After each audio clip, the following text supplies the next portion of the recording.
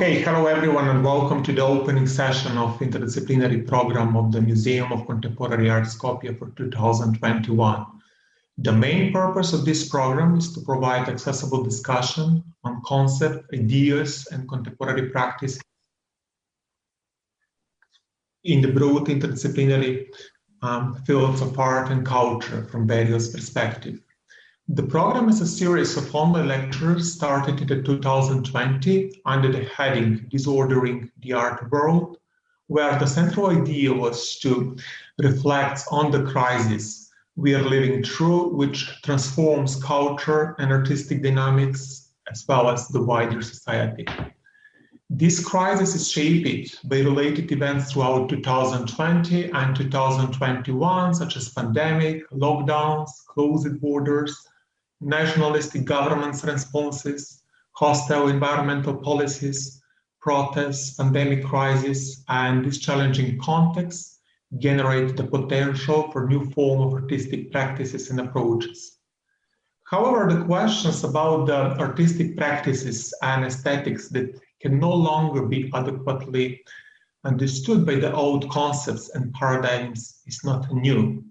Actually, we have expansion of radical artistic practices in the last several decades, and currently goes under a variety of names, such as social engaged art, community-based art, dialogical art, interventionalist art, participatory art, collaborative art, and many others designations.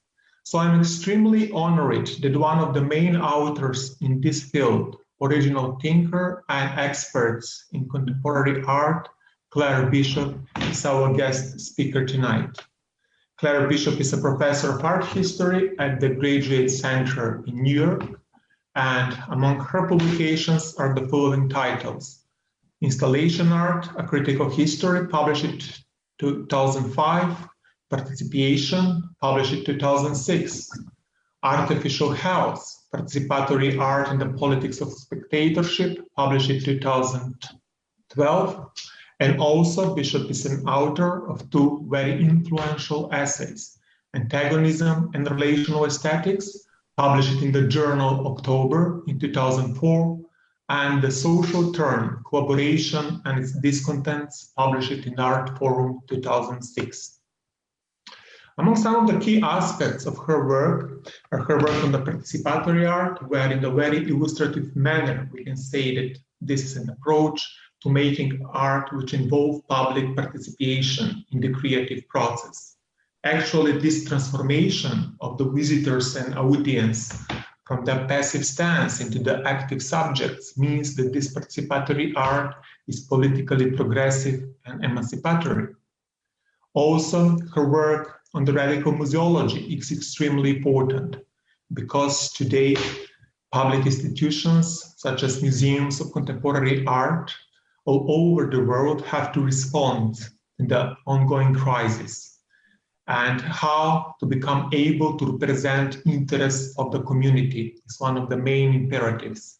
This means how to resist to the neoliberal trends or authoritarian governments and nationalistic narrations.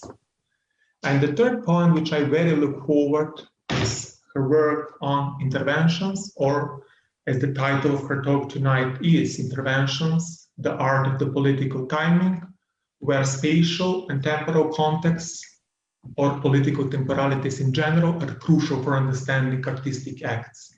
Here, the title reminds me to Marx when he wrote, men make their own history, but they do not make it under circumstances chosen by themselves, but under circumstances directly found.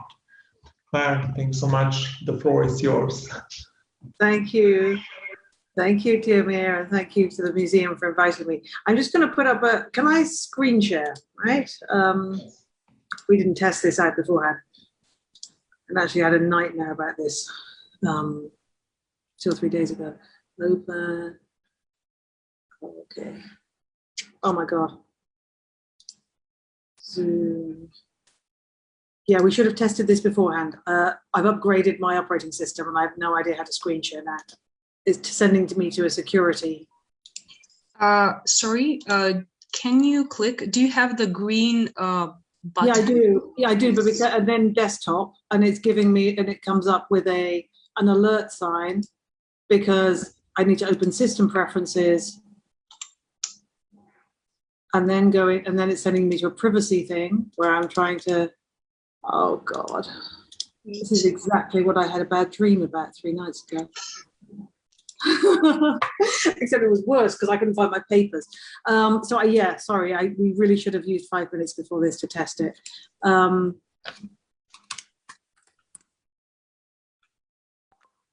Okay, let's see if that allows me.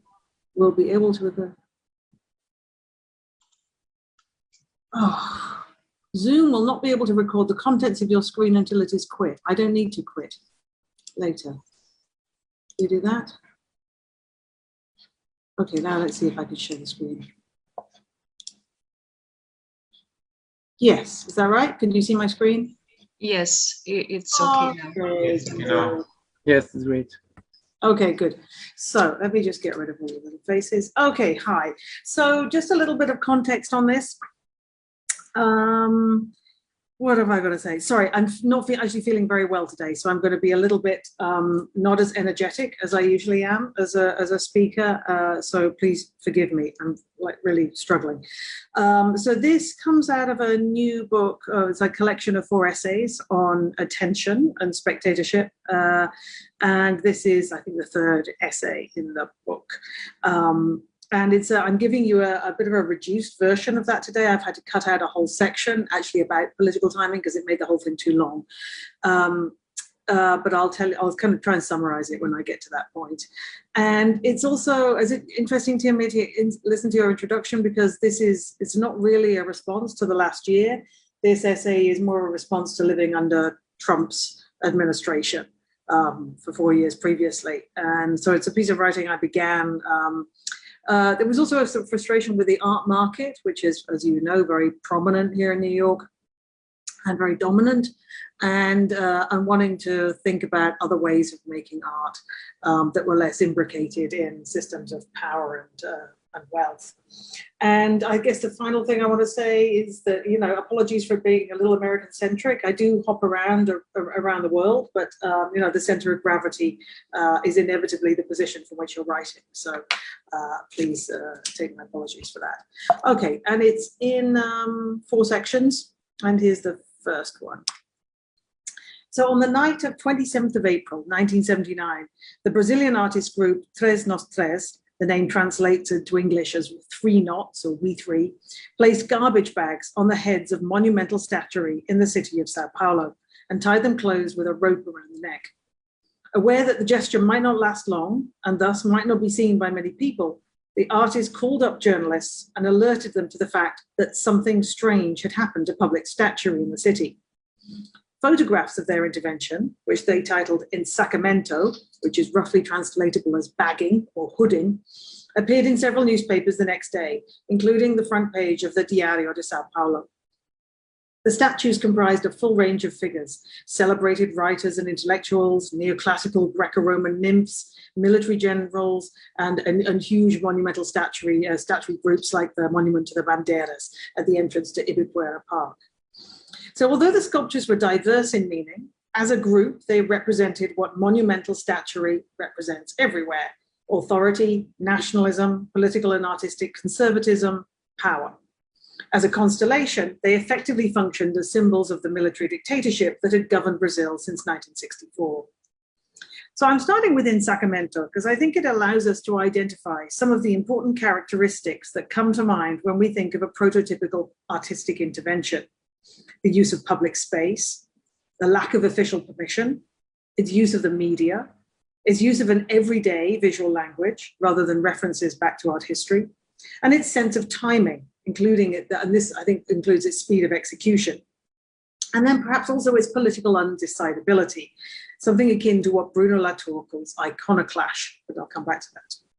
So each of these can be seen in Ensacamento. Firstly, the use of public space. At stake was not just a rejection of the gallery system, but the active pursuit of a general audience outside the Sao Paulo art world. By using monumental statuary, the group sought to speak to the polis, including those who were the living equivalents of the authority embedded in that statuary. In Sacramento was a reclaiming of public space after a long period of its political foreclosure and physical destruction by the far-right military dictatorship that at that point had been in power for 15 years. The dictatorship had encouraged a retreat to the private sphere, which it attempted to influence through a tightly controlled mass media, especially television. Working with monumental statuary thus signaled a break with the private sphere and a move back into civic space. Secondly, the artists didn't seek permission to make this intervention. While they were aware of Christo wrapping public monuments and buildings, they didn't follow his laborious process of obtaining official consent to undertake the work. Instead, Tres Nos Tres made a list of sculptures that could be easily reached without a ladder and an itinerary for driving around the city to complete the task in one night, so that this intervention could take everyone by surprise. Of course, during the 1970s, much experimental art in Latin America, as in Eastern Europe, was unsanctioned and unofficial, but much of it took place in private contexts. In Sacramento, took place in public, flouting the idea that one should keep one's ideas and opinions hidden or out of sight. Thirdly, the group's use of media. Expecting that the intervention would not be seen by many people or that authorities would remove the bags quickly, the artists alerted journalists, and press coverage ensured that in Sacramento circulated in two ways, as a cited action in the city and as an image in the press, where it could be understood as a gesture that had spread across the whole city. It was also expedient in terms of documentation. The group didn't have funds to produce a printed record of their actions, but it was easy to buy a few newspapers and cut out the stories and professional photographs the next day. So then my fourth point, the paradoxical legibility and undecidability of the gesture, right? So it's both legible and undecidable. It communicated immediately, although what it communicated varied according to your location on the political spectrum. In Sacramento, harnessed a widely recognizable visual language that did not refer to art historical traditions, but to contemporary social practices, in this case, putting a bag over someone's head during torture. With hindsight, and especially to an audience on the left, the politics of this gesture now seem very clear. The black garbage bags, roughly tied around the heads of monumental figures, convey a sense of revenge, retaliation, and a return of the repressed, evoking thousands of political prisoners who had been disappeared by the regime, many of whom had been hooded and tortured.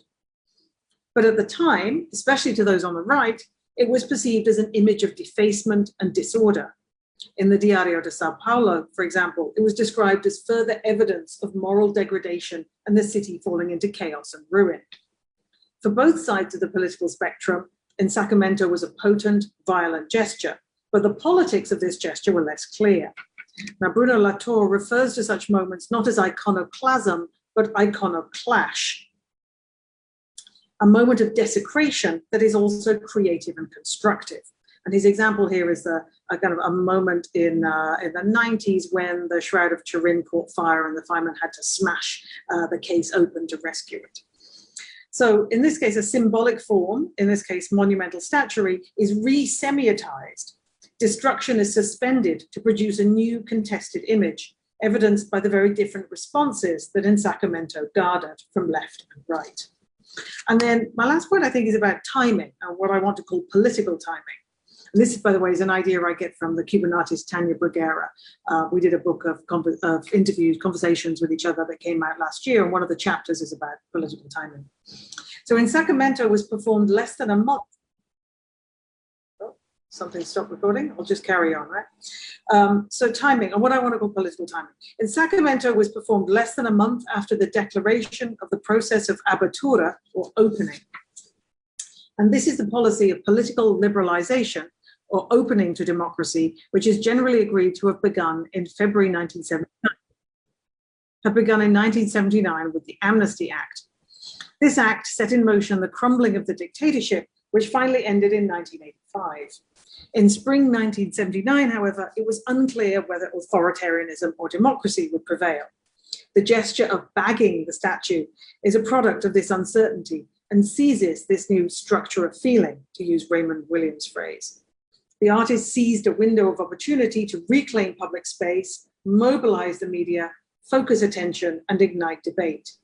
This means that in Sacramento was as much an intervention into its historical conjuncture, by which I mean the specific ideological, economic, cultural situation in which it appeared, as it was into public space. Time is as crucial a consideration here as space. Right, so it's the times, you know, the fact that this happens just a month after the beginning of Abertura, and the kind of the speed of execution, right? So it's two senses of time that I want to bring together here. So within Sacramento in mind as a paradigmatic example of an intervention, I want to suggest that this way of working intersects with at least 4 pre-existing art historical terms, but without being reducible to them. Firstly, and most broadly, there's disruption, one of the central strategies of the historical avant-garde. Disruption can, of course, be aesthetic, challenging ideas of beauty, or semiotic, challenging the meaning of something, and of social, shocking and offending the public's taste. Interventions often deploy disruption, but not always. And if we think back to the Latin origin of the term intervention, the derivative, it comes from the Latin inter and venire, to come between, right? To come between something. And it was originally used in the Middle Ages in the context of intercession or prayer, which suggests the possibility of a much quieter mode too.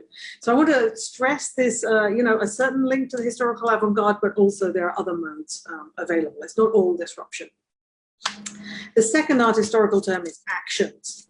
So much of what I want to be talking about has historically fallen under this term, which was widely used before performance art became hegemonic in the late 1970s. And here's 2 examples from Japan and Czech Republic of actions.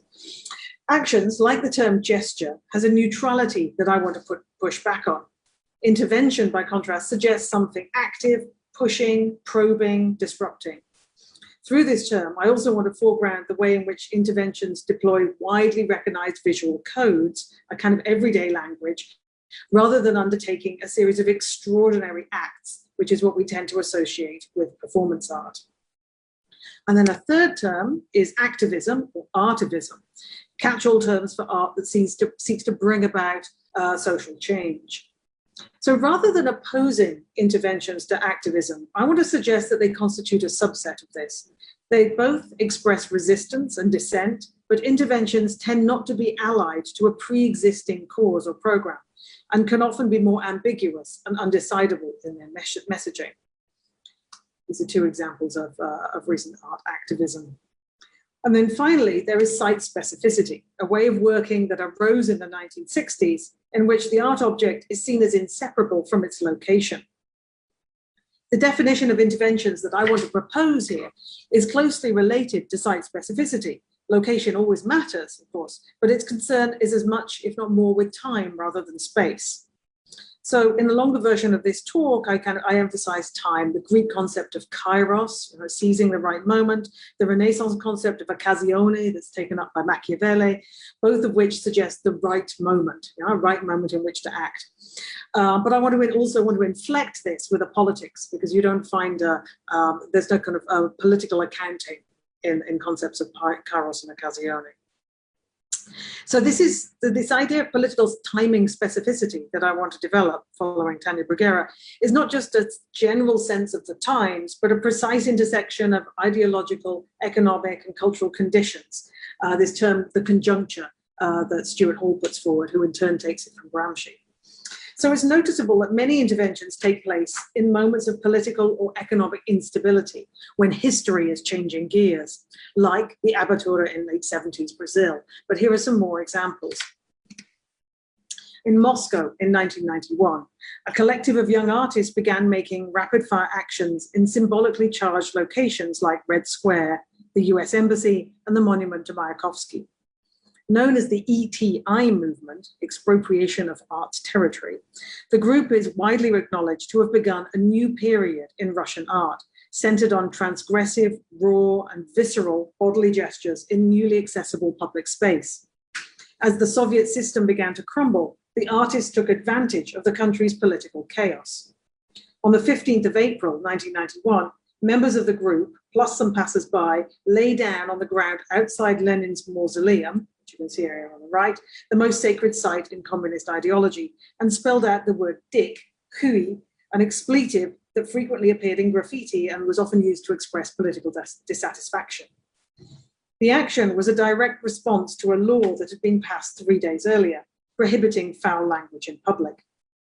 It lasted less than a minute before being broken up by the police, but it was photographed by members of the press. You can see here at the front a guy with a camera on his shoulder, and made it into the newspapers the next morning. EDI's gesture was crude and impromptu, combining the highest symbolism, Lenin, and the lowest, a crude swear word. But this intervention set the tone for much of Russian actionism that followed. Think of Oleg Kulik impersonating a dog, or Alexander Brenner wearing boxing gloves in Red Square, inviting Boris Yeltsin to a fight. At least until the mid-1990s, Russian actionism staged a confrontation with power, using humor and obscenity to express the chaos of the transition from socialist to capitalism. Another example, this time in Los Angeles in the early 1970s, where the group ASCO, working in East LA just after the explosion of Chicano activism and the Vietnam War. And Chicano, of course, refers to Mexican Americans. And a large number of Chicanos had been recruited and died in fighting in Vietnam. So ASCO created walking murals, in their terms, urban performances, graffiti and media interventions, often drawing on traditional imagery and rituals, but inflecting these with a sensibility that was equal parts rock star and carnivalesque. ASCO pointed out the absence of Chicano public space by inventing it, reversing the terms of exclusion with tactical hit-and-run interventions. In 1974, one of the group lay on the streets pretending to be a victim of Chicano gang violence. That's the top image on the screen. The image was taken up by the media and reported as further evidence of the city in decay. So echoes here of in Sacramento and Sao Paulo. ASCO claimed these public spaces and worked with speed and humor, antagonizing the media's perception of Chicanos as violent and disposable. Another example, Santiago, Chile in 1988. The artist duo Las Yeguas del Apocalipsis, which translates as the horses of the apocalypse, made interventions during the years of the democratic transitions from the Pinochet dictatorship, which had ruled the country since 1973. Within the context of a student strike, the artists, accompanied by 3 women, entered the university campus naked on horseback to refound the university. Of course, the colonial foundation of the Latin American university was always usually epitomized by the virile image of the conquistador on horseback. And here it's replaced by the softer image of 2 completely naked and vulnerable men. In another intervention, this time interrupting a political debate in a Santiago theater, they stormed on stage wearing coats, heels, and tutus. And this is the only image of that intervention here on the right. In both instances, Las Yeguas pointed out the absence of public debate about gay issues and the AIDS crisis through a hyperbolic assertion of their own homosexual alterity. Another example from Latin America, Cuba, during Glasnost, 1986 to 87. In the wake of Fidel Castro's rectification policy, itself a response to Gorbachev's Glasnost and Perestroika, there arose a flurry of young artist collectives. Groups like Articalle, Grupo Puré, and Grupo Provisional were comprised of young artists, many still only teenagers, who undertook daring, irreverent actions in public space and with huge popular support. Many of their interventions were not photographed, since they were unable to get hold of cameras and were in any way uninterested in documentation. In the bottom picture here, you see a young artist, Aldo Damian Menendez, seated at the front of the audience, dressed as an indigenous Indian, undermining the tone of deferential, reverential welcome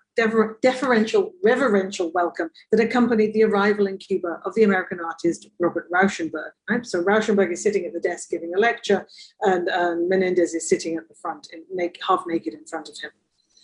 A member of Arte Provisional echoes this by carrying a banner, which you can see in the top picture, bearing the image of an indigenous Indian and the barbed phrase, muy bien, Rauschenberg, very good, Rauschenberg.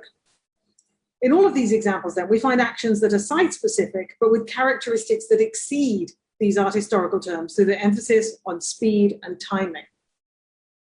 The words of Aldo Damian Menendez vividly conveys the tone of these urban interventions. We kept our projects secret and took advantage of any kind of event in the city to make surprise interventions in the way one might prepare an assassination. We would study the site, the context, the kind of public, and the risk and implications of what might happen. And on that basis, we would plan our strike as a way of manipulating or altering reality violently to give it another meaning. So here again, we find these key components of an intervention: the public sphere, a guerrilla attitude, the re-semiotization of reality, an element of secrecy and surprise, and disruption, seen here through figures of violence like assassination and strike. So let me just take some water. So the next section is really about the uses of this term, tracking how it's used in a Latin American and Anglophone context. So the Brazilian group Tres Nos Tres referred to their urban gestures as interversal. If you look here, it's spelled with an S, interversal, a word that's not widely used in Portuguese, but which carries the connotations of an inversion or subversion. And it puns on the more familiar word intervenção, with an N, which the theatre collective Viajão Sem Passaporte were already using to describe their actions in public space. The one that you see here is sort of an attempt to recreate a TV ad in a bank with the public unconsciously constituting the extras. Other groups, more aligned with street art, used the term intervenção to describe their actions in public space. Grupo Manga Rosa, active between 78 and 82, who were working on billboards and erecting sculptures in the city, along with the first street art collective, Tupinambá. At some point, seeking greater legibility for what they were doing, Tres Nos Tres also switched to using the term intervenção, bringing them into line with these other groups. Prior to the late 70s, though, Latin American artists had a range of terminologies for this way of working in the public sphere. We find terms like proposition, proposição, associated with Elio Oiticica, insertion, with Mireles, intersal, situation, which you see here with the art of barrio piece, but also terms like vivodito or experiencia. Intervention existed alongside all these other terms, proposition, insertion, situation, action, experience, to describe experimental work in this region. Although Brazilian artists had intervened in the media throughout the 1970s, for example, inserting classified ads into newspapers or altering their front pages, it was only in 1978 to 79 that intervention began to be used systematically, implying a way of working in public space that was rapid, temporary, disruptive, and either embodied or left a trace of this embodiment. And it seems striking to me that it comes from the specific situation of the global South, in a situation of military dictatorship, in fierce opposition to US imperialism, and takes the form as an assertion, a refusal or resistance, often expressed through the defilement of public space or public goods. You can really see that clearly with the art of barrio picture here. It's even more striking, I think, that the term intervention in the artistic context arises at the high point of US military intervention in Latin America, which sought to crush democratically elected leftist governments. And so I'm now just going to briefly focus on the use of this term in a diplomatic and military context, because there are interesting parallels and overlaps with how it's used in art. So in the foreign policy context, intervention seemingly refers to everything from coercive diplomacy to armed participation in a civil war. But there have been important changes in how the term has been understood over the course of the 20th century, and they kind of map interestingly onto art. At the turn of the 20th century, an intervention referred primarily to occupations and declarations of war. For example, the US occupation of Veracruz in Mexico in 1914. Or its declaration of war on Germany in 1917. And it's in this sense that Marinetti refers to futurist artists as the first interventionists in 1915, borrowing the self-descriptor of those in favor of Italy joining World War I. He's not using it precisely in the same way that I'm using it, but I'm going to come back to Marinetti and futurism at the end. In the post-war period, intervention acquires the connotations of covert political maneuvering, particularly on the part of the Central Intelligence Agency in the US. This agency repeatedly sought to quash governments considered a threat to American interests and engineered anti-democratic coup throughout South and Central America. In the late 60s and 70s, interventions began to acquire connotations of extra-legal interference, especially after the catastrophic failure of the American war in Vietnam and the assassination of President Salvador Allende in Chile in 1972. In 1981, the United Nations passed a resolution forbidding any state to intervene in another state, and the term acquired unequivocally negative associations. In art, this can be seen in the flurry of exhibitions and works indicting US intervention in Nicaragua and Guatemala by artist-activist collectives like Group Material and PADD. But by the mid-1990s, however, the military intervention had undergone a complete rebranding. And the magic word that accomplished this was the addition of humanitarian in front of it, first used during the Balkan Wars. Interventions could now be perceived as altruistic, universalist, and protecting minority groups. And it's something in that sense of humanitarianism has continued. If you think of US intervention into Afghanistan or taking out Gaddafi in Libya, this sort of rhetoric of humanitarianism underpins all of these interventions. So this shift in the definition of the understanding of intervention from covert machination, something that isn't really seen or acknowledged, to something institutionally sanctioned and endorsed, is found not just in foreign policy, but also in art history. The first uses of intervention in an Anglophone art criticism date from the 1980s, where the term slowly gained currency to cover a wide range of practices, from performances and gallery installations to any type of conceptual art in public space. It was applied to the outdoor installations of Daniel Buren or the slide projections of Christopher Zitsko, and to the Guerrilla Girls with their wheat-pasted posters downtown denouncing art world misogyny. From the 1990s onwards, though, the artistic intervention started to change its meaning as it entered institutional settings. The first change was the merging of urban interventions with the North American discourse of site specificity, public art, and installation. The biennial Insight from 1992 onwards even took interventions as its theme in 2005. Given the municipal and corporate investment that began to pour into these events as a function of city branding, interventions rapidly lost their disruptive quality and drifted in the direction of sanctioned spectacle. And the publication of this book in 2000 reflects this conflation of intervention with site specificity and installation art. The second change was the neutralization of intervention by museums, which accelerated in the early 1990s, largely in response to the growth of artist-curated exhibitions in the previous decade. We're now working alongside museum curators. Artists were invited to intervene in a collection and reorganize the museum's displays. The canonical example of this is Fred Wilson's Mine in the Museum, in which he rehung several rooms of the Maryland Historical Society to draw attention to its repression of the history of slavery. The installation was, and continues to be, paradigmatically contemporary in its radical, incisive, and affecting retelling of American history through one institution's overlooked objects. But what should have led to a thoroughgoing revision of museum practices, in fact led to a glut of compensatory invitations, curators delegating to the artists the kind of critical gestures that they felt uncomfortable making themselves. So both biennial and museum interventions typify the ongoing model. All are made in response to an invitation rather than being self-initiated. An artist or group is commissioned to make an intervention. A curator mediates the artist interface with the museum or urban infrastructure and helps them to gain permission to make their work, interceding where necessary on the artist's behalf. And this is a lengthy process. Of course, working with a museum is always a lengthy process that has nothing to do with the covert, unsanctioned, guerrilla temporality of interventions as I want to redefine them. For what could be less disruptive than being invited to make a disruption, right? You can't really curate carpe diem.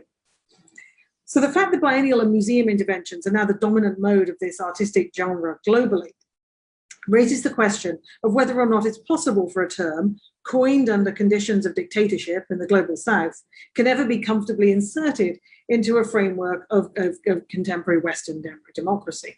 I think the answer is yes, but we need to adjust our frame of reference.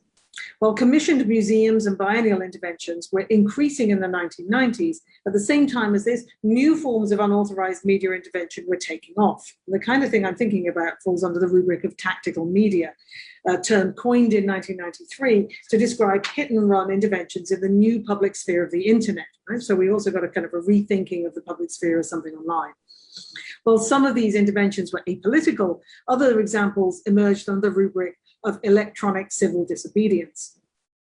Groups like Electronic Disturbance Theatre and the Yes Men used guerrilla tactics to inconvenience governments and multinational corporations by jamming their websites and interfering with their brand identities. So what can we glean from this sort of very quick overview of foreign policy intervention and the artistic intervention? Right? So I think there's a few take-home points here. The first is that the earliest uses of the term intervention to describe artistic gestures in a public space coincide with the peak of American political intervention in Latin America in the 1970s. And that word is being used at that time by people to describe what the US is doing. So the two uses are dialectically intertwined at this historical moment. They share certain qualities, both are unsolicited, rapid, without much regard for consequences, but they clearly come from different positions of power. The indirect, unofficial, behind-the-scenes maneuvering of the CIA is hegemonic and imperial.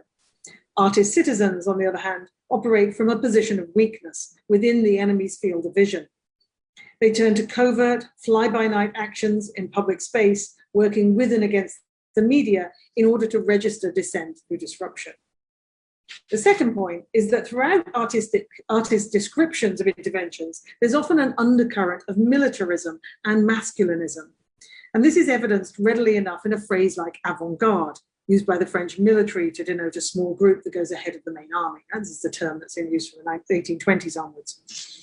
This militarism persists in the terms I've been using so far to describe this work, phrases like hit and run, rapid fire, and guerrilla.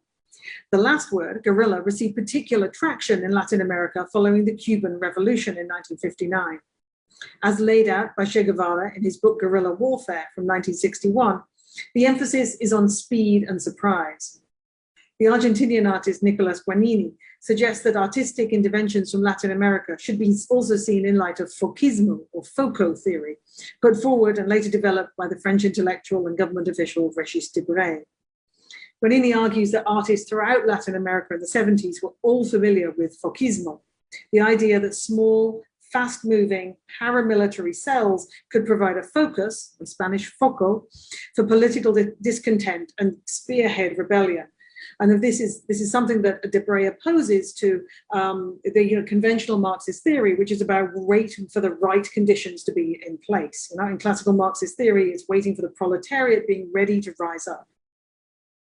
So practitioners of electronic disobedience often describe their operations in a similar way to focismo, referring to attacks by an elite force of cells comprising diverse expertises. Right, so it's a small group that goes ahead, the vanguard. Right, so it's very tied up in a language and imaginary of the avant-garde. So, given all this military rhetoric, I'm sure the masculinism of my examples won't have escaped your attention. There's a reason, I think, why most of the examples I've been showing you are white and male. This is a kind of fast-moving, daring assertion of self in public space and cyberspace that privileges those who feel secure enough to enter that space, penetrate, and claim it. And so with this in mind, I think it's important not to overlook examples of interventions that adopt a more vulnerable or meditative tenor. And here are just two by way of example: Lotte Rosenfeld's interventions on street markings in Chile in the late 70s, or Popel doing a meditation performance on the sidewalk of Soho, both of these in the late 70s.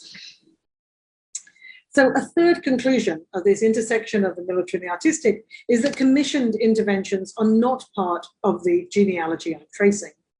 There's a huge difference between an artist being invited to intervene in a museum collection, along the lines of Fred Wilson, and those groups or individuals who enter the museum uninvited to make their own ad hoc gestures. I'm thinking here of something like Alexander Brenner going into the Stedelijk Museum and spray painting a dollar sign on top of a Malevich in 1997.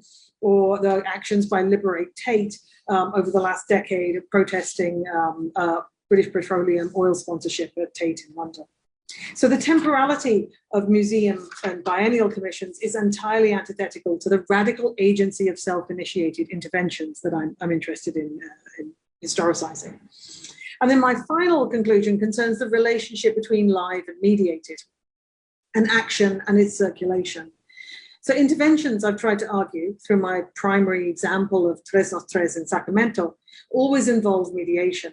refusing to establish a hard and fast line between gesture, documentation, and media circulation. In the 1990s, tactical media overvalued the public sphere as something digital. By the introduction of network social media in the mid-2000s, both tactical media and activism more broadly settled into a hybrid of real bodies and data bodies, the streets and online. And this is where we still find ourselves today. This hybridity is what characterizes contemporary interventions over the last decade, which is what I'm going to turn to in the next section. And it's at this point when I have to do a large cut, and I'm going to take out about 10 pages, which elaborates the theory of political timing and its consequences for art history and criticism, but we can deal with that in the Q&A afterwards. So let's have a bit more water. So I'm now in this final section, actually it's not quite final section, but the last one is very short. I'm now going to turn to 3 examples of intervention from the last decade. In each case, an artist assesses a situation and makes an immediately recognizable gesture that rubs against that situation on a number of levels, drawing the attention of the public, the media, and the authorities. Now, my first example, some of these are going to be very familiar to you, if not over familiar. The first one is the Russian artist anarchist group Vojna, whose Dick, captured by the FSB, has been widely described as a protest or stunt rather than a performance or an intervention. In the early hours of 14th of June 2010, which was also chosen because it was Che Guevara's birthday, the group daubed a huge and immediately recognizable penis on the Litani Bridge in St. Petersburg. 3 minutes later, when the drawbridge was raised, it faced the FSB building, and that's the Federal Security Service, formerly the headquarters of the KGB. The group was stopped after 23 seconds before they managed to complete the left testicle. And one was arrested. Footage was immediately picked up by the local news media. As Slavic scholar Oliver Johnson pithily summarizes, the artists only painted the image, the scheduled raising of the bridge brought it to fruition, and the internet laid it bare for all to see and participate in, end quote. So the penis functioned like a raised middle finger, but now without any euphemism. So this is not the place to rehearse the well-known events that followed. The group's nomination for the 2011 Innovation Award, winning this art prize, declining to attend the ceremony, donating the money to political prisoners, and so on. What I want to emphasize is the legibility of this public gesture, the instantly recognizable graffiti of a penis in all its puerility, the virality of this image, its international circulation online, and of course its political timing. Again, 2 senses of timing, one which I'm going to deal with now, the conjuncture, but also then the rapidity of execution. The particular conjuncture that it intervened in concerned a moment of hatred and anger towards a corrupt government and judiciary on the part of a public with no constitutional means of escape. Putin had served 2 terms as president from 2000 to 2008, whereupon he had power switched roles with Medvedev in order to get around the constitution, enabling him to run again in 2011. Given this political deadlock, Vojna responded with comic timing. Before their graffiti could be erased, the drawbridge was raised and visible to the city, completing a majestic fuck you to the FSB and by extension to Putin, who for a brief period had been its director. So Vojna's intervention was timely not just in its response to the political deadlock, but also in seizing the new possibilities of networked social media, which were rapidly becoming a tool for activists to self-organize. 2 days after the intervention, Vojna's self-proclaimed ideologue, Alexei Plutsasano, published a post about the action on his blog, reframing it as a media action with a tripartite structure. And you can see it here. He's highlighted in red, not me. Media, art, photo plus video plus text. So if you actually, in fact, here you see the kind of liveness has completely fallen out of the picture. He even claims that the blog post itself should sort of somehow be seen as the artifact. Because the image was obscene, it circulated primarily online rather than in the news media and went viral with all the polarizing side effects this entails. In Russia, reactions were predictably split along political lines, from those who saw it positively as an act of political commentary to those who saw it as a symptom of moral decline requiring punishment. So in other words, we're dealing with an iconoclash situation not unlike Tres and Tres in Sao Paulo in 1978. Longer, more sustained critiques of Vojna's intervention are conspicuously unified by ambivalence. In part, this is a hesitation over the juvenile character of the gesture, which trades political complexity for viral immediacy, in part because the type of reaction it occasioned online was as crude and aggressive as the action itself. This attitude is to an extent an extension of the rhetoric on Vojna's own website, where the group ironically states that the action was done patriotically to assert the power of the unconquerable Russian phallus.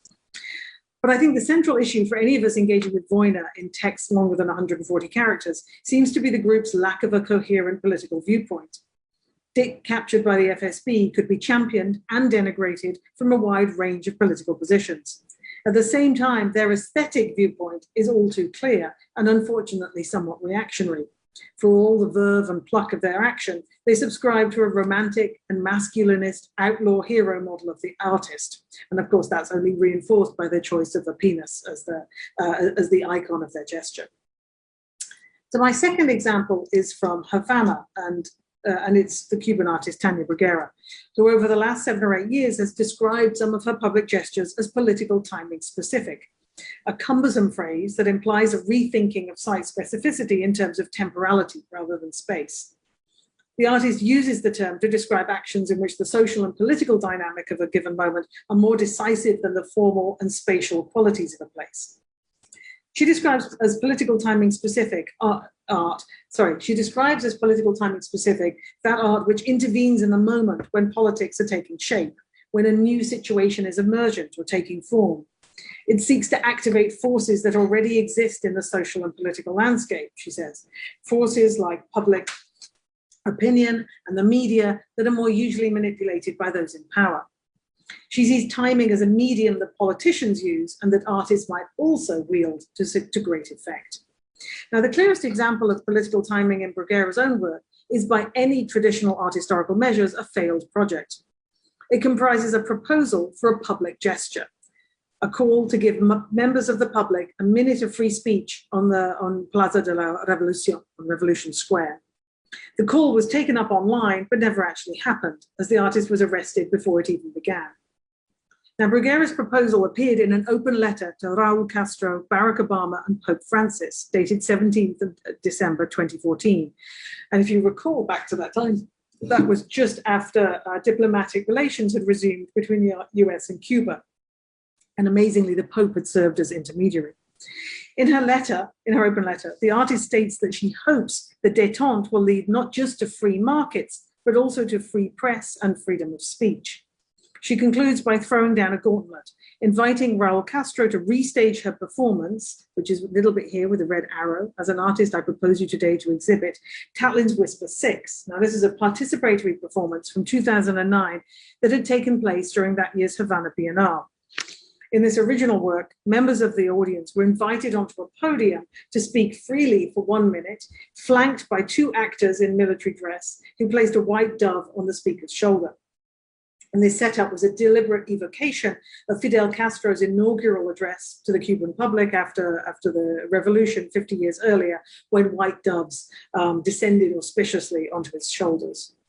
So 2 days after Bruguera's open letter was published online, her challenge was taken up on social media by her sister and a curator under the hashtag Yo También Exijo, which translates as I also demand.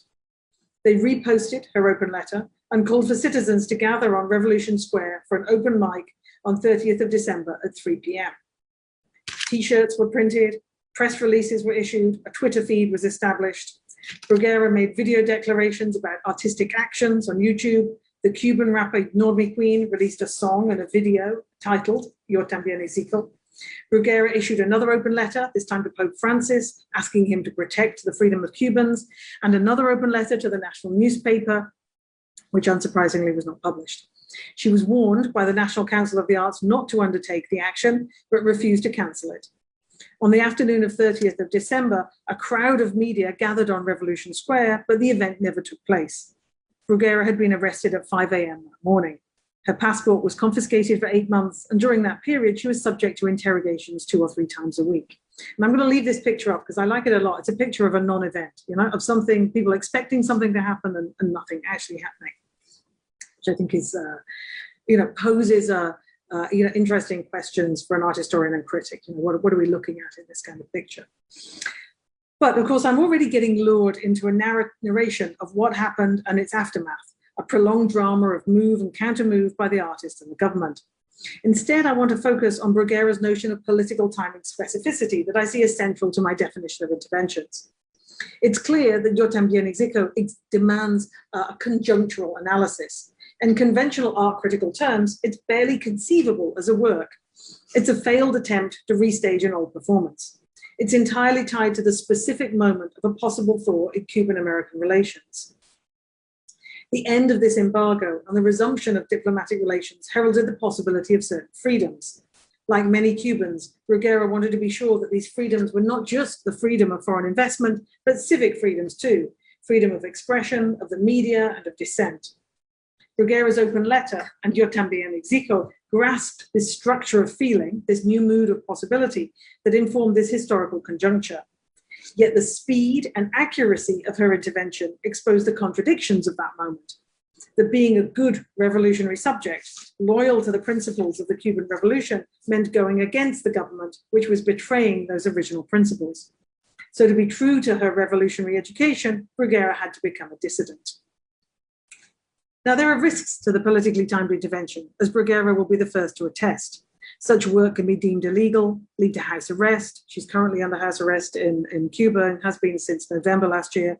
It can divide the public and invite critical backlash.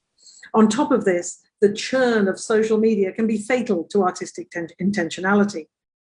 In Bruguera's case, Facebook enabled the international art world to mobilize around her plight, but it also pulled the project in unexpected directions, reducing the complications and possibilities of the détente and a critique of the détente to an attack on Bruguera herself as an attention-seeking individual.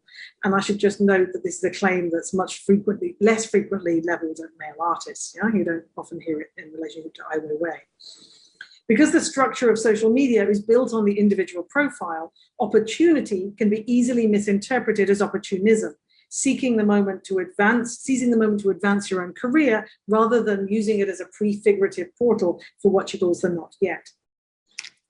And this inflection was certainly not helped by Bruguera's own retelling of the events, in which Yo también exijo devolves into a personal narrative of interrogations, actions, and counteractions. For example, a durational reading of Hannah Arendt as an unofficial contribution to that year's Havana Biennale, and the government's response by sending a team of construction workers with jackhammers to sit outside her apartment so nobody could hear the durational reading of Hannah Arendt.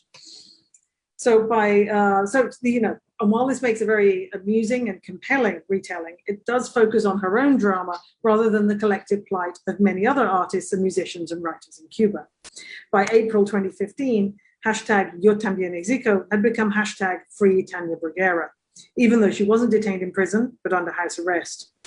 Restagings of Yo también exijo sprang up internationally in support of the artist, from Times Square to Tate Modern.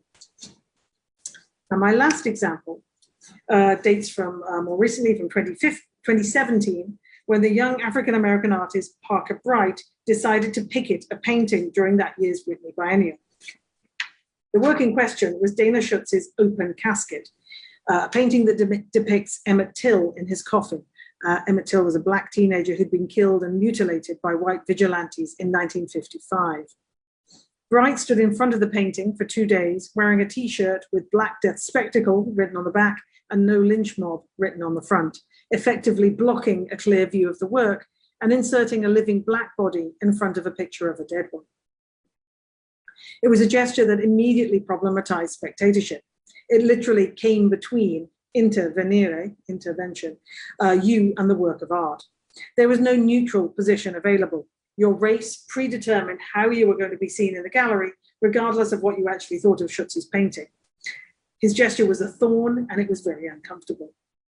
Now, the Whitney Biennial is always a charged event and frequently sparks public debate and controversy. The 2017 edition was more tense than most in recent history, given the inauguration of Trump just 2 months earlier. A president who, of course, had come to power by spawning xenophobic, racist, anti-immigrant, ableist, and misogynist insults. The previous year, 258 Black civilians had been killed by the police, and the summer of 2016 had been especially traumatic. The killings of Alton Sterling and Philandro Castile were recorded on video by relatives and bystanders, while the 6 officers who killed Freddie Gray were all acquitted. These events intensified the Schutz controversy and enabled it to gain more traction than previous disputes over race at the Whitney Biennial, which had last flared up in 2014 over the low numbers of artists of color represented in the show. But what Bright's intervention pointed to were the limits of thinking representation in terms of numbers. Although the two curators of the 2017 biennial were Asian American, and a substantial percentage of the works were by artists of color or referred in some way to Black history, the inclusion of Schutz's painting ignited a fierce debate over cultural appropriation and which groups in society have access to the pain and trauma of other groups. It turned out that the museum had no curators of color on its staff, and so it had never even occurred to them that some viewers might find Schutz's painting offensive. And I have to say that in the last year, thankfully, this debate has moved away from individual works and individual artists and more become much more focused on structural racism, especially in museum hierarchies of pay and benefits and contracts and so on, which have really been thrown into sharp relief by the pandemic. So what these three examples demonstrate, Boina, Bruguera, and Parker Bright, is that the media ecology in which artist activists enter today both enhances and reduces the impact of these interventions.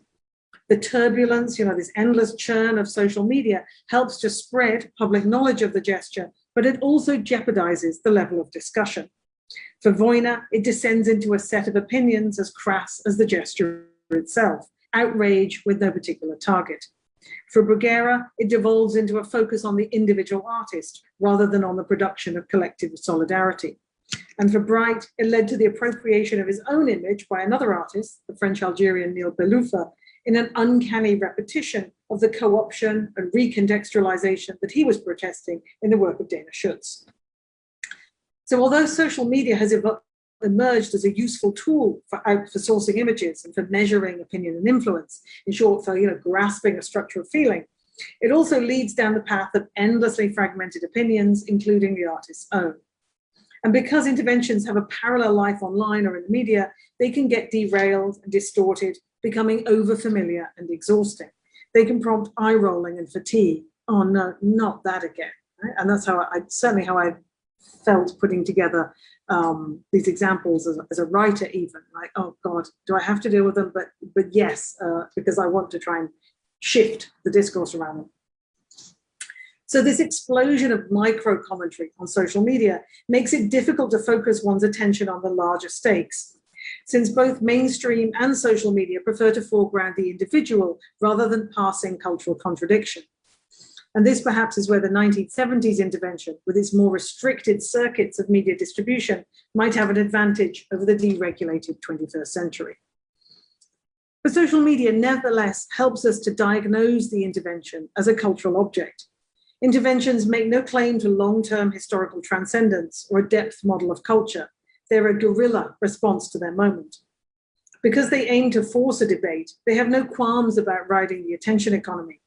Moreover, the impetus is civic as much as artistic. Indeed, some interventions are not even thought of as art. Think of footballer Colin Kaepernick refusing to stand during the national anthem in 2016 as a gesture of protest at the number of Black citizens murdered by the police that summer. His gesture was emulated through all the Black Lives Matter protests last year, to the point where even senior Democrats wearing masks and kente cloth all followed suit. And this continues to be a staggering image for me.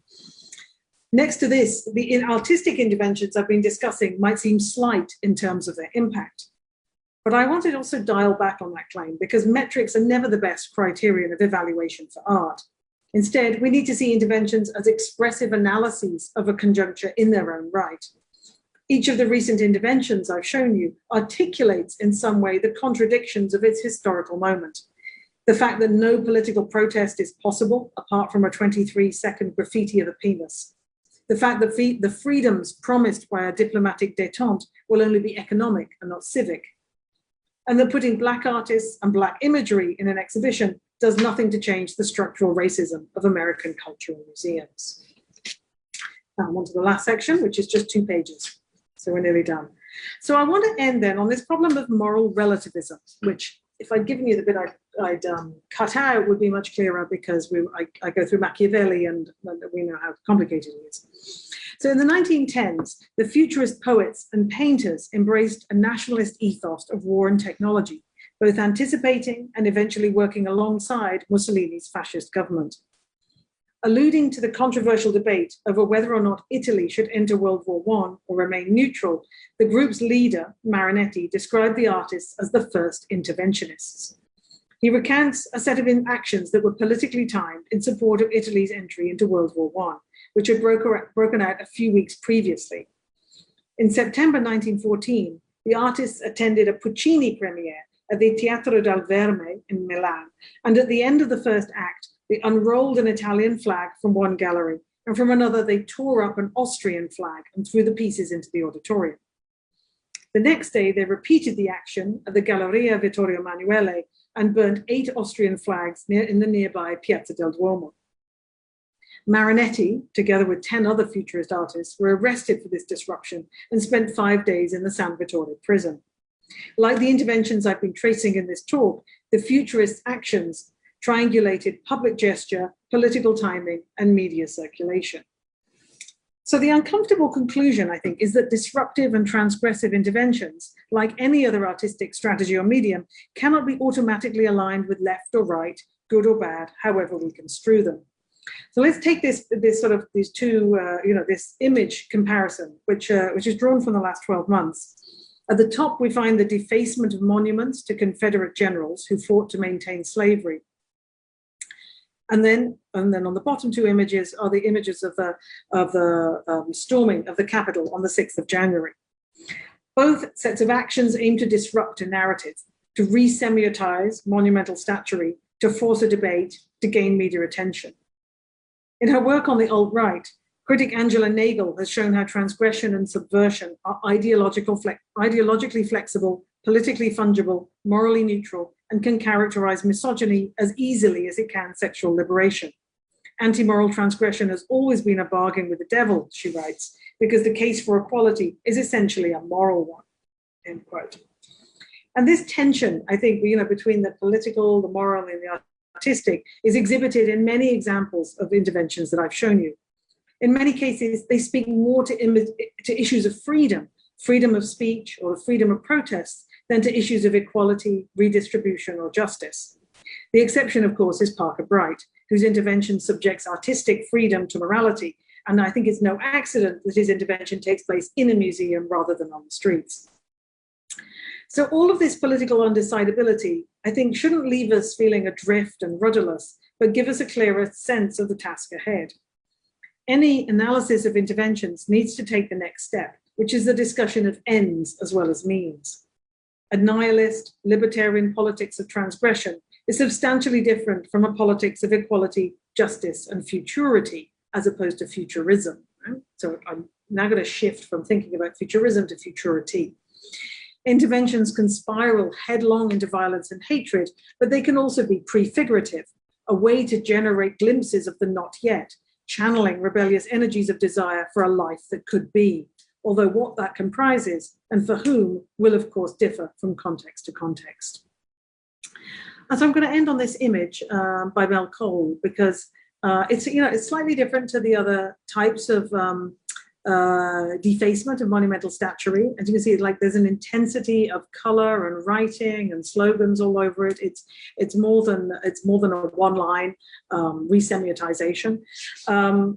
And this is the General Lee Monument in Richmond, Virginia, last summer. And you can see here its imposing stone plinth is now smothered in brightly colored graffiti, civil rights slogans, affirmations of Black love and of Black mourning, candles, projected images. So at night, Breonna Taylor and George Floyd were projected onto the plinth. And it's also a buzz with life. It was a place of music, basketball, dancing, food, a radical library. So what I find so beautiful in this image is that it's a place for collective grief, for rethinking, re-semiotizing this monument, completely changing its purpose and function, but also turning it into a vital incubator for new forms of life and sociability. So thank you for listening. Sorry, that was a little long. I'm going to stop sharing. Thank you so much, Claire, for this great talk and extremely important points. So I would like to start discussion with my first question. And it's interesting that these artistic practices and these artistic interventions are very limited within a long time frame, and finally maybe the memories of the political changes will prevail over these artistic interventions. But my question is, because these interventions radically transgress into the field of politics or the field of the political activism, for example, interventions that you listed in your talk in Chile are the same, if not identical, to the recent destruction of the monuments and defacements of the monuments during the protests, Black Lives Matter, in UK and USA. So where they share the same intention. So my question is, what criteria should we use to evaluate this interventionalist art?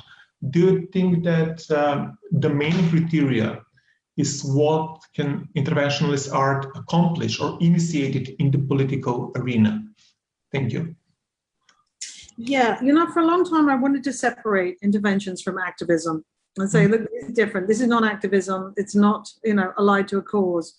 And yet these images of the monuments kept coming back to me from the last year.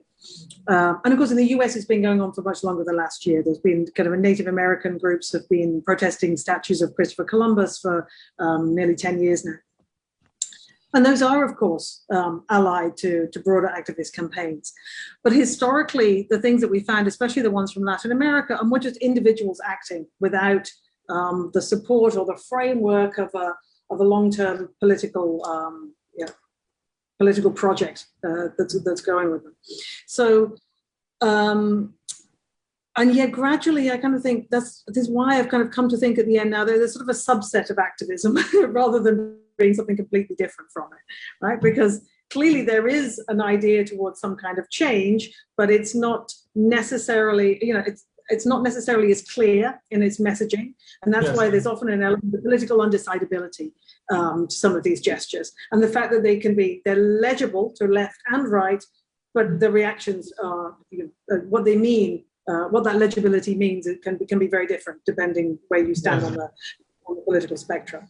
So that's how I would see that. So I don't think I never think change is really a measure of anything to do with art, right? There's activism. Yes, I think that change is a measure of that. Art activism, there's something about the qualifier art in front of it that just gives you a little bit of a way out and also maybe extends the temporality of the project.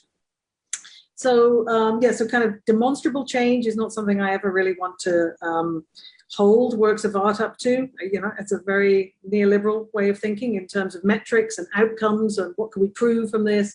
I always want to defend a culture that operates more, you know, that could be more slow, even though I'm talking here about very fast ways of working. At the same time, I think what we could say about Vojna for all of that gesture is stupid, crass, and childish. It nevertheless produces a different mentality of a different space of possibility for expression of political dissent in Russia in the decade that followed, which you see immediately, you know, 6 months later with Pussy Riot. So, you know, change can be slow, incremental. It's not the criterion, and nor is metrics. But I want to try, it is a question of what criteria you bring to something. And I do, I'm still struggling to find what that is but I think it is something about the imagination, the imaginary senses of possibility, what it opens up in terms of one's capacity to be in public space and assert yourself in public space and what you can think. Okay, thank you. So, and the second question is in the terms of disruptions in the public spaces, in the context now of the radical museology. So, of course, that this global social changes also involve it very directly and tangible changes to the museums of contemporary arts. So, can we describe this radical museology, because you listed that it's a kind of the methods, then periodization. So can we describe this radical museology as an essentially disruptive method, closely maybe link it to what Walter Benjamin says to history as a radical continuity? Yeah, I mean, it's interesting you bring up that book. I hate it when people say, oh, how does this current work relate to the past work, and force you to make that kind of juxtaposition, because in your own mind, you're like, that's the past, total break, I'm writing something new. But of course, there are continuities. What I'm really struck with, they've just done a French edition of a French translation of Radical Museology, and they asked me to write a new preface for it. And the last year has made me so disgusted with museums, particularly in the US, but not only, and how they've treated their staff and how they've prioritized the accumulation and preservation of assets and endowments over the lives of the people who are making these spaces possible as public spaces. That I've not set foot in a museum since the pandemic, and I feel disgusted. And the most interesting forms of activism, I think, art activism in the US right now, are all about museums. There's a lot of upheavals. I don't know if you're aware of Strike MoMA, for example. I think it's just coming to the end of its 10 weeks of action. So this now, to me, radical museology looks hopelessly outdated. It looks completely out of touch with thinking through questions of race and decolonization. I think it was totally a response to Europe and austerity politics after the financial crash, and almost, it was published in 2013, which was when Black Lives Matter were formed, and we started to see the rise of nationalism, right-wing nationalism all over the world. And so for me, it's the paradigm has completely changed. And what I was interested in that book was thinking through history and how you might tell museums might tell more leftist histories through their collections, hence turning to Benjamin and this idea of reconstellating past and present in different ways, and telling art histories through history rather than through a sequential progression of movements. Which I saw, 3 institutions doing in Europe, in Ljubljana and Eindhoven and Madrid. But to me, it now feels really outdated, and it really needs rewriting. Or even we just need to move post-museum, because I feel I haven't quite come back to terms with museums and the imperative to acquire, to display, to keep things for history. I think seems much less important under the light of the pandemic in the last year. Thank you. Bonville, would you like to join us with your questions? Of course. Thank you very much for your lecture, Professor Bishop. It was very inspiring. I would like to comment upon this problem of discussing interventions in the sphere of art or non-art. Do you think that maybe it is kind of even irrelevant to speak of, to group them in these categories, and because somehow the political goal is put aside when we think of defining something art and non-art. Maybe we should speak of all those interventions, gestures, as something part of a wider visual culture. Yeah, for sure. The stuff I'm dealing with here, well, at least the 3 recent examples, I think would fit very happily in a cultural studies framework or a media studies framework. And it's interesting that of the writing, the only of those 3 examples of which there is already writing is Vojna, and it's all within a media studies and cultural studies framework. No art historian touches Vojna. And this is interesting to me. And so I have a sort of perverse interest in what happens when we bring a more art historical lens to this kind of thing, what's gained and what's lost. So to an extent, I'm interested in ignoring that art, non-art boundary. At the same time, I think there is a difference between gestures that are done by people with a relationship to art or performance or theatre, and those who are high profile sports or pop personalities who can do those kind of things, right? There's a different valence to it. And maybe the stakes are different as well, because the media circulation is incomparable. But I think what I'm interested in doing here is looking at these things that in examples of gestures, actions, interventions that have eluded art historical focus because they don't really hang together as substantial works of art, right? As I said, these are not, this is not a depth model of culture, an object that we revisit and look at time and time again, and it grows in depth and richness every time we look at it. The more we look at these, the more bored we get, right? Because these are very fast gestures that are not, they're not the outcome of years of gestation and research and thinking. There's something very spontaneous about these actions. There's something very urgent. They're made, they're really, a critical response to the time that they're in. They are conjunctural analyses.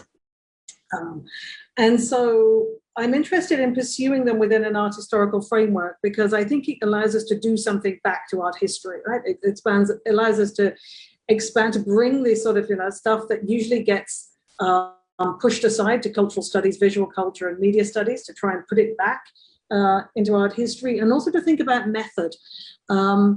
Because I think that, I like social history of art, but social history of art has a tendency to make, the backdrop, the historical, political context and the object, and somehow we're never quite sure how they interact with each other. There's always the kind of, the background is there and the object is here. And like, what's the relationship between the two? And so I'm trying to weave these together more closely through through using Stuart Hall's idea of a conjunctural analysis, because I think the thinking that the artist or group has to do in order to arrive at an intervention is itself a form of conjunctural analysis that pulls out and expresses the contradictions of that historical moment. I don't know if that makes sense. So that there is a reason for why we have to think about that political, cultural, ideological context. It's inseparable from the work. And I think that's what I'm trying to get at with political timing. The idea of political timing specificity is the kind of understanding, seizing, intervening in the conjuncture, that particular constellation of forces that came together at that particular moment. And which is why interventions are not repeatable, right? They're really tied to their moment. Does that make sense? I'm not sure it fully answers your question, but yeah, I would like to add something and maybe another short question connected with the concept of political timing or political specificity. Some of the examples you showed us, especially those of Tanja Bruguera, were connected with some anniversaries. For example, the inaugural speech of Castro, 50th anniversary, and then I think it was Che Guevara's birthday, connected with the intervention on the square. Is this kind of commemorative element that she, in this case, tries to evoke as a kind of background or an element that can activate her action to remind the right path of the revolution or something like that, is something different from interventions that are like those of Tres Nos Tres, some kind of turmoil, some kind of change that is about to happen probably. I see it as very different situations. Okay, so let's yeah. Okay, so I'd say that kind of the Bruguera is difficult to present because I'm talking about one work refers back to a previous. So the intervention of a minute of free speech on the square was literally a microphone and talk without all of that accompanying symbolism that she mobilized in the 2009 performance, which was something that was gestated far more slowly. Permission was given. It took place in a cultural center. It had the large gold-colored curtains behind. It had two people in dress. It had the dove, all of which had to be very carefully staged and arranged in order to evoke that moment in 1959 when Fidel took to the stage. So all of that accompanying symbolic language was gone in the proposal in 2014 to have a minute of free speech on the square. And the 2009 work, Tatlin's Whisper, is part of a whole series of works that Bruguera does. And I asked her why this funny name, Tatlin's Whisper.